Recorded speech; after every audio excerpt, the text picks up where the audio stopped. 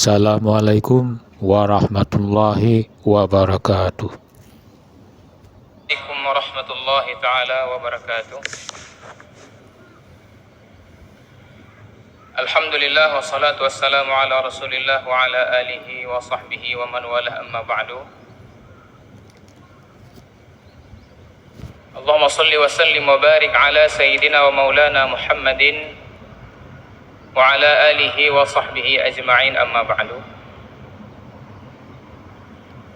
Hadirin hadirat sidang jamaah maghrib yang dimuliakan Allah subhanahu wa ta'ala, segala puji bagi Allah yang telah memberikan kepada kita satu nikmat yang besar, yakni nikmat taat. Yang mana nikmat taat ini, hadirin, tidak semua Allah berikan kepada manusia, walaupun manusia tersebut diciptakan oleh Allah subhanahu wa ta'ala sebaik-baik makhluk. Allah Ta'ala berfirman dalam Al-Quran, laqad khalaqnal insana fi ahsani taqwim. Sungguh kami menciptakan manusia ini adalah dalam hal keadaan sebaik-baik bentuk. Tetapi nikmat ta'at ini tidak semua diberikan oleh Allah subhanahu wa ta'ala. Apa tanda-tanda nikmat ketaatan yang diberikan oleh Allah subhanahu wa ta'ala? Yaitu mendapatkan bagi si hamba tersebut kelezatan akan ibadat. Jadi ada kelezatan, ada kenikmatan dalam ibadat. Maka apabila seseorang sudah dicabut kenikmatan ibadatnya, maka ketahuilah orang tersebut jauh dari rahmat Allah subhanahu wa ta'ala.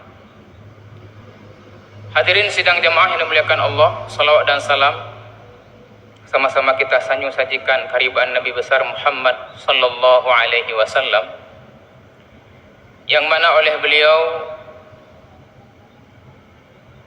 fikirnya, kesehariannya adalah memikirkan bagaimana umat hatta yang terakhir yang lahir ke dunia ini menjelang hari kiamat bisa mengucapkan la ilaha illallah dan masuk surganya Allah subhanahu wa ta'ala. Inilah fikir, inilah yang selalu menjadi kerisauan Nabi Muhammad, sehingga hadirin sidang jamaah yang dimuliakan Allah subhanahu wa ta'ala, nikmat yang besar pula yang diberikan oleh Allah kepada kita menjadi umat Nabi Muhammad sallallahu alaihi wasallam. Hadirin sidang jamaah maghrib yang dimuliakan Allah, apabila kita bercerita mengenai hamba yang dipilih oleh Allah untuk menjadi lampu penerang bagi umat, maka kita sering mendengar kisah-kisah orang soleh, para alim ulama, yang mana seluruh hidupnya dia wakafkan untuk Allah dan Rasul. Maka hadirin sidang jamaah, Nabi SAW bersabda, al-ulama'u warathatul anbiya. Ulama itu adalah pewarisnya para nabi. Kenapa Nabi SAW mengatakan demikian? Karena orang-orang yang dekat dengan Allah ini, para aulia, salihin, para ulama, mereka tidak takut sedikit pun kecuali kepada Allah saja. Apabila mereka ditimpa kesusahan, ditimpa musibah, la khaufun alaihim wa lahum yahzanun. Tidak ada takut bagi mereka dan tidak ada bersedih hati bagi mereka. Maka hadirin sidang jamaah yang dimuliakan Allah subhanahu wa ta'ala, kita malam Jumat di mimbar halqah maghrib ini mengikuti pengajian dari guru kita Ustaz Rafiqi mengenai hadis Arba'in An-Nawawi. Hadis Arba'in ini disusun oleh seorang imam yang besar. Nama beliau Yahya bin Syaraf. Kata para ulama, Imam Yahya bin Syaraf An-Nawawi ini mengarang kitab 40 hadis, tetapi diterima oleh masyarakat, diterima oleh umat Islam, oleh dunia Islam, baik itu di pesantren-pesantren, di kampus-kampus, bahkan di kalangan orang awam sekalipun, meminta anak-anak mereka, para santri mereka, mahasiswa-mahasiswa untuk menghafal 40 hadis yang disusun oleh Imam Nawawi. Padahal banyak ulama lain juga menyusun kitab 40 hadis.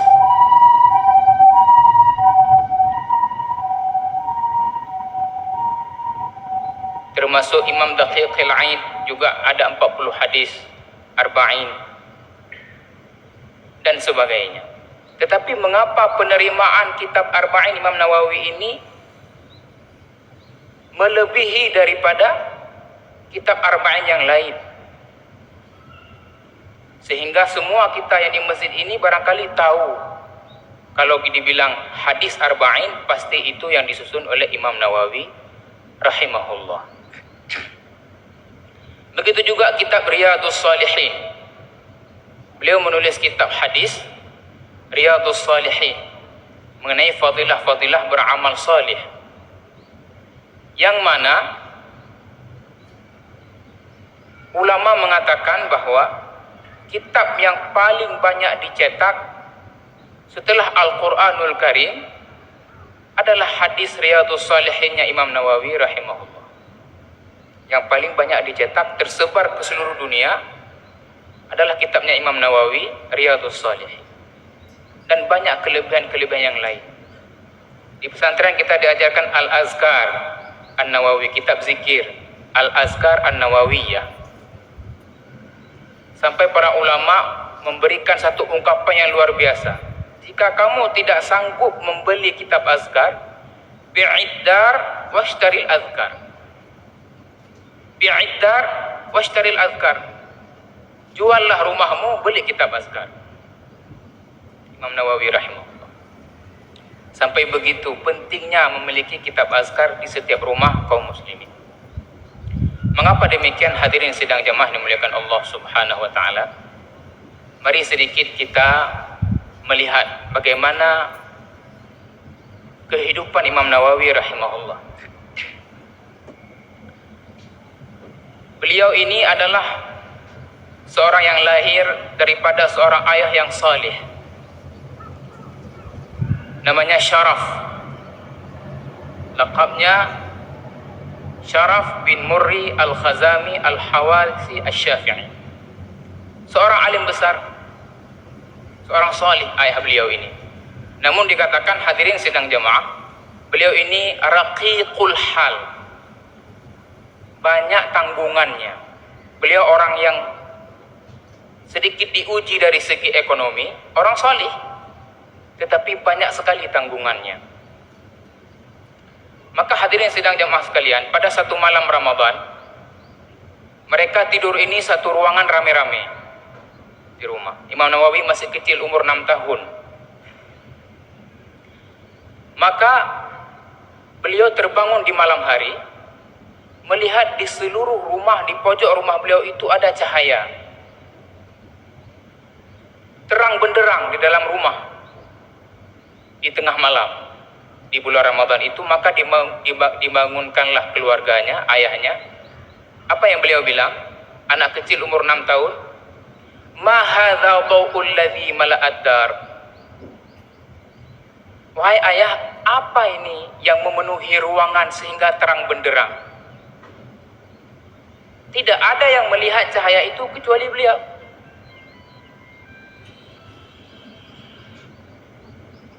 Tidak ada yang melihat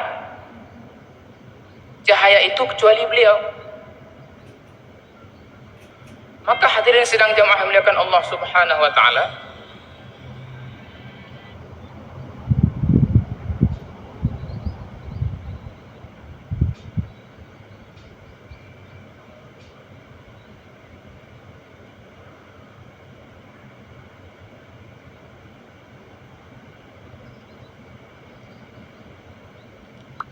tidak ada yang melihat selain daripada Imam Nawawi. Maka besoknya ayah Imam Nawawi ini berjumpa dengan satu orang ulama yang bernama Alauddin ibn Attar. Maka bertanya ayah Imam Nawawi, "Wahai Syekh, anak saya tadi malam berkata demikian, ma hadza dhawul ladzi mala'ad dar? Ada apa ini sehingga memenuhi ruangan terang benderang?" Maka kata Syekh Alauddin ibn Attar rahimahullahu taala, kata beliau, "Wahai Tuan Syaraf, ketahuilah malam tadi adalah malam Lailatul Qadar. Dan anakmu ini yang umur 6 tahun ini telah melihat tanda-tanda yang begitu luar biasa dari malam Lailatul Qadar." Hadirin sidang jemaah sekalian yang muliakan Allah Subhanahu wa taala, satu waktu yang lain datang seorang wali Allah dari Marrakush, Yusuf al-Marrakushi, seorang ulama besar dari Maroko. Datang melewati desa Nawa. Desa Nawa ini desa tempat lahir dan masa kecil Imam Nawawi. Maka ketika beliau melewati desa tersebut, Syekh ini melihat Imam Nawawi kecil memegang buku, memegang kitab, sementara anak-anak yang lain sedang bermain. Salah satu anak kecil yang bermain itu datang kepada Imam Nawawi, menarik-narik tangannya Imam Nawawi untuk bermain bersama. Maka karena tidak mau main, Imam Nawawi ini menangis. Dia nggak mau gabung sama anak-anak yang lain untuk ikut bermain. Dia asik saja dengan pena dan bukunya. Syekh Yusuf Marrakushi melihat ini sesuatu yang agak unik, aneh. Maka beliau tanya kepada Imam Nawawi, "Wahai anakku, jumpakanlah saya ini dengan ayahandamu." Perempuan lung siat dengan ayah kata wayan. Sehingga beliau pun pulang ke rumah, berjumpa dengan ayahnya dan berkata, "Wahai ayah, ada orang yang mau berjumpa denganmu." Maka setelah berjumpa ditanya oleh Syekh Yusuf Marrakushi kepada ayahnya Imam Nawawi, "Wahai Tuan, jagalah anakmu ini. Jangan palingkan dia kecuali dengan ilmu, dan jagalah makan minumnya, jangan sampai masuk ke dalam mulutnya kecuali yang halal saja. Jangankan yang haram, yang syubhat pun dilarang. Tolong jaga anakmu ini 2 perkara. Jangan palingkan sedikit pun dia kecuali kepada ilmu, dan jagalah makan minumnya, jangan sampai masuk ke dalam mulutnya yang syubhat apalagi yang haram. Jagalah makanan minumnya dengan harta yang halal." Maka ditanya oleh ayah Imam Nawawi, "Kamu ini siapa? Amunajimun anta? Apakah kamu ini tukang ramal? Bisa memprediksi masa depan? Emang kenapa dengan anak saya?" Dia bilang, "Kenapa saya suruh jaga anakmu? Suatu saat dia menjadi orang besar. Suatu saat dia akan menjadi lampu yang amat terang benderang cahayanya." Maka hadirin sidang jemaah muliakan Allah Subhanahu wa taala,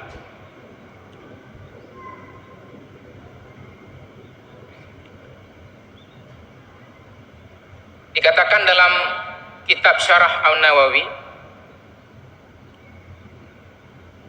"Kana min sakani Nawa wa hifdzul Quran wa umruhu 7 sanawat." Adalah beliau ini lahir di satu desa bernama Nawa dan telah menghafal Quran di usia beliau itu 7 tahun. Maka hadirin sidang jemaah muliakan Allah, menjadi tradisi para ulama terdahulu bahwa sebelum mereka belajar ilmu yang lain, ilmu-ilmu dasar, maka sudah menjadi tradisi para ulama terdahulu menghafal Al-Quran di usia belia. Siapa yang menghafalkan Al-Quran kepada mereka? Yakni orang-orang tua mereka. Jadi jika seorang tua itu mampu untuk menghafalkan Al-Quran kepada anaknya, maka dihafallah Al-Quran. Jika tidak mampu, maka akan dihantarkan kepada guru-guru yang ada di tempat tersebut. Kemudian washtaghala bil ilmi minas sighari, dan beliau sibuk dengan ilmu semenjak kecil. Semenjak kecil Imam Nawawi ini sudah sibuk dengan ilmu semenjak usia belia.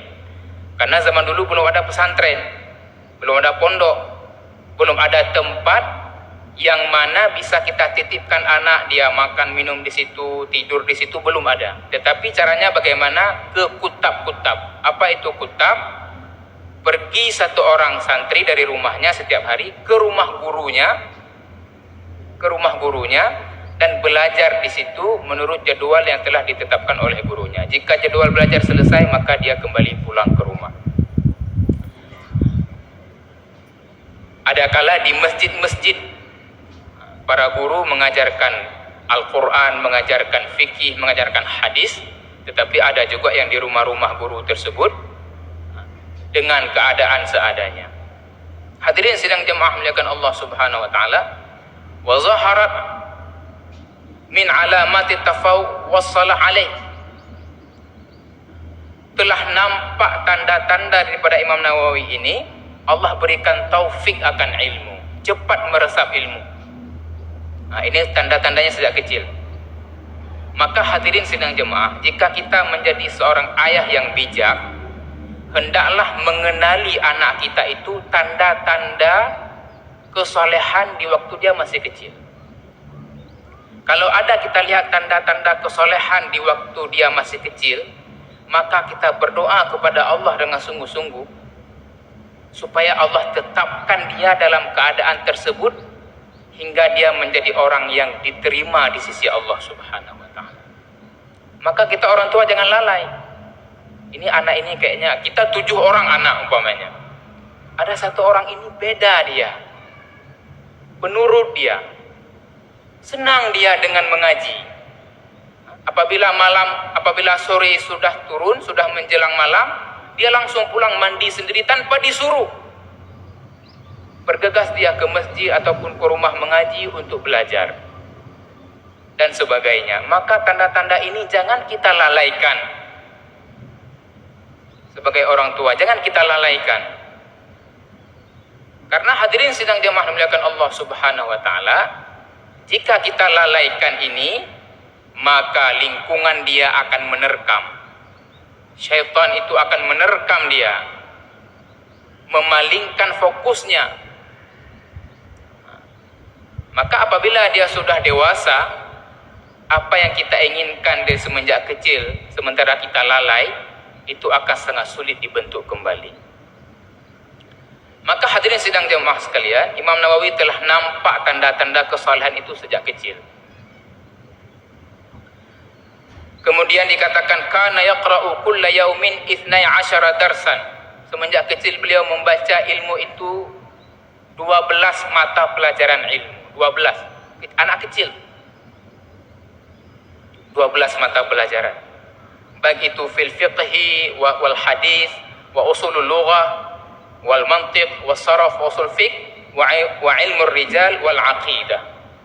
Semua cabang-cabang ilmu yang pokok-pokok itu beliau mulai pelajari dasar-dasarnya, matan-matannya ketika umur beliau 7 sampai 10 tahun. Dikatakan tadi beliau hafal Quran di umur 7 tahun.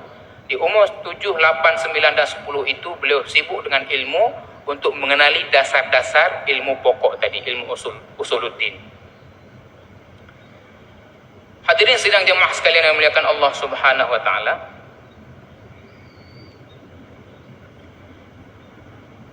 Ishtahara bil ilmi wa zuhdi wal wara'.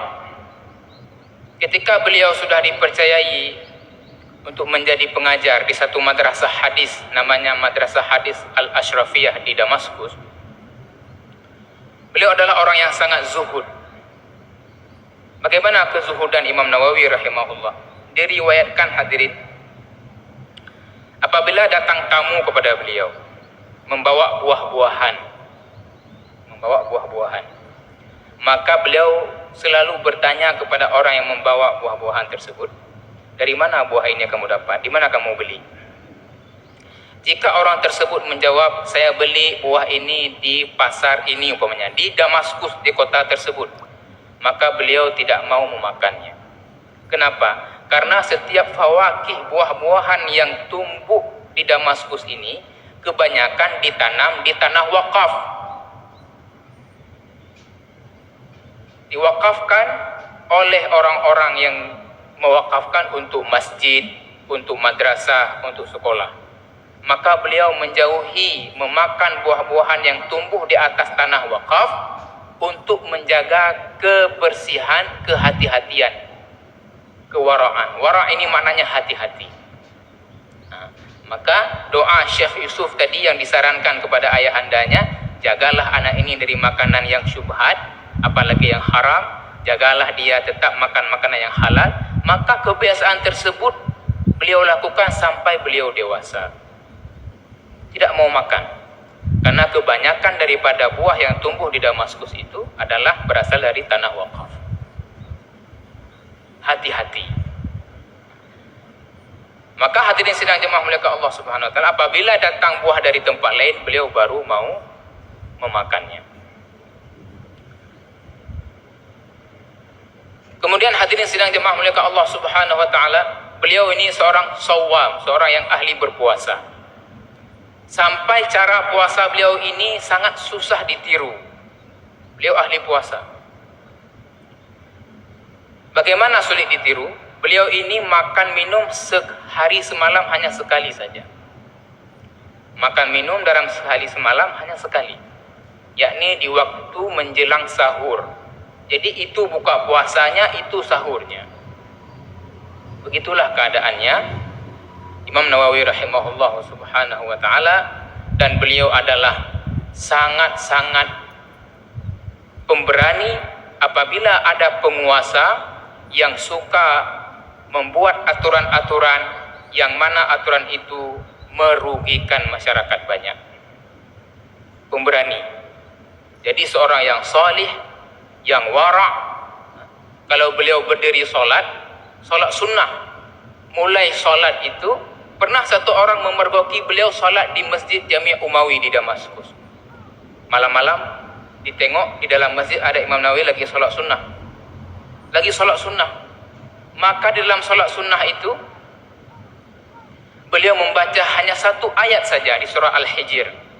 Waqifuhum innahum mas'ulun. Itu diulang-ulang. Waqifuhum innahum mas'ulun, waqifuhum innahum mas'ulun, waqifuhum innahum mas'ulun. Maksudnya pada hari kiamat nanti kita semua akan diberdirikan, akan dibangunkan oleh Allah Subhanahu wa taala dan dimintai pertanggungjawaban di sisi Allah. Itu terus beliau baca sampai menjelang subuh. Satu ayat saja. Maka hadirin sidang jemaah muliakan Allah Subhanahu wa taala, satu waktu ada satu orang penguasa di Bani Mamluk bernama Al-Zahir Baibars. Al-Zahir Baibars ini membuat satu kebijakan memungut pajak yang memberatkan masyarakat. Memungut pajak. Sehingga orang-orang pun datang kepada beliau, wahai imam, bagaimana hukumnya, kami tidak sanggup membayar dan sebagainya. Maka beliau berani datang kepada penguasa pada masa itu untuk menentang keputusan ini. Apa kata Imam Nawawi? Wahai Sultan, tidak boleh mengambil pajak jika masih ada harta di Baitul Mal. Jika harta di Baitul Mal tidak mencukupi, maka hendaklah kalian jual dulu perhiasan-perhiasan yang ada pada istri-istri para pejabat. Jual perhiasan yang ada pada istri para pejabat. Kemudian kuda-kuda peliharaan kalian, kuda-kuda tunggangan yang mahal-mahal itu dijual semua milik para pejabat. Semua sudah dikumpulkan dan dijual. Jika masih juga tidak cukup, baru boleh mengambil pajak dari masyarakat. Itu fatwa Imam Nawawi, dikatakan kepada Al-Zahir Baibars, Sultan Mamluk yang berkuasa di masa beliau hidup. Maka beliau berani. Marah Sultan. Maka beliau diinstruksikan, dikirim utusan untuk menghalau. Beliau tidak boleh lagi tinggal di Damaskus, harus keluar. Pergi beliau ke Damaskus. 6 bulan setelah kejadian pengusiran itu, Sultan Zahir Baibars pun meninggal dunia. Hadirin sedang jemaah muliakan Allah Subhanahu wa taala. Qalilut ta'am lam yakhtalif ahad fi salahihi wa taqwahu wa hubbihi wa qabuli muallifatihi. Beliau orang yang gemar berpuasa, sedikit makan. Kemudian tidak ada satupun ulama yang berbeda pendapat yang khilaf daripada kesalehan Imam Nawawi, ketakwaannya, dan penerimaan dunia Islam akan karangan-karangan kitab-kitab beliau yang dikarang oleh beliau sebagai sumber hukum dan menjadi seorang muhaqqiq terkemuka dari mazhab Syafi'i. Beliaulah Imam Yahya bin Syaraf Abu Zakaria bin Murri al-Khazami al-Hawarini al-Syafi'i. Mudah-mudahan apa yang kita dapatkan dari sepenggal kisah Imam Nawawi rahimahullah subhanahu wa ta'ala. Sedikit sebelum saya tutup, hadirin, pernah satu kali seorang ulama di Aceh, almarhum Abu Dumin Ramdhani, pernah mengatakan bahwa kita di Aceh ini harus berterima kasih kepada Imam Nawawi rahimahullah, khususnya bagi santri dari pesantren yang menekuni kitab Minhaj. Kitab Minhaj.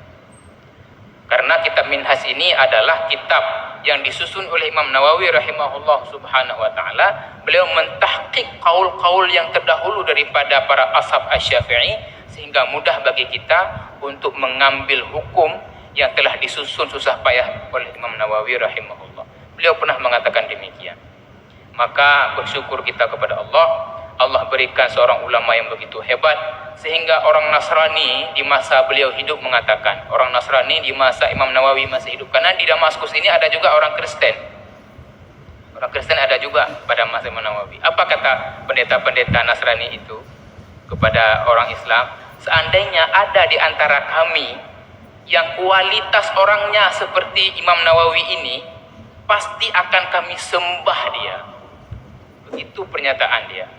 Seandainya ada pada diri kami, orang-orang Kristen, kualitas manusianya seperti Imam Nawawi ini, itu sudah kami takdis, sudah kami kultus, sudah kami sembah dia.